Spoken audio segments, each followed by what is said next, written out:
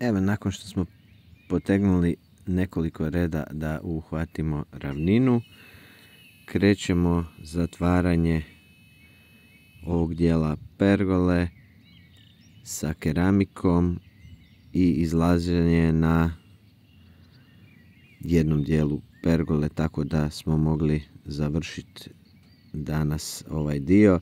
Imali smo dosta problema sa keramikom što je nejednake veličine, pa smo malo morali kompenzirati. Ovdje sam koristio gleter 15 mm za mazanje na podlogu, a 10 smo mazali pločicu jer smo se trebali dobiti nekih 2 mm visine zbog određenih stvari i ovog ulaza u kuću, staklene stijene, da dobijemo na visini, pa smo išli sa 15 gleterom. Budete vidjeli, na jednom dijelu sam morao stisnuti fugu na ispod 2 mm, inače radili smo na podloške 3 mm ostatak, ali jednu fugu smo morali stisnuti da uspijemo dobiti ravninu, a kasnije budem vam pokazao kako smo to riješili da na kraju budu sve fuge jednake.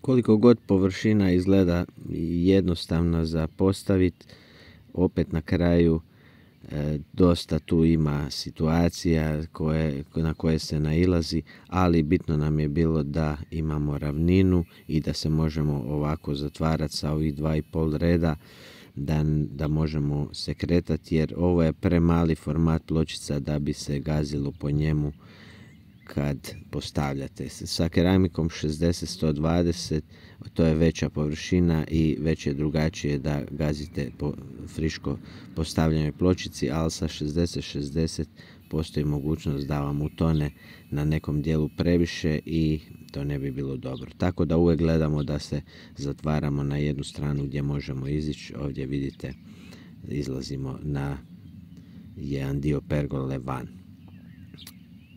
Koristimo ovaj komad jelove letve, nebitno, za zbijanje pločica i da napravimo da fuge budu što bolje s obzirom na pločice kakve jesu.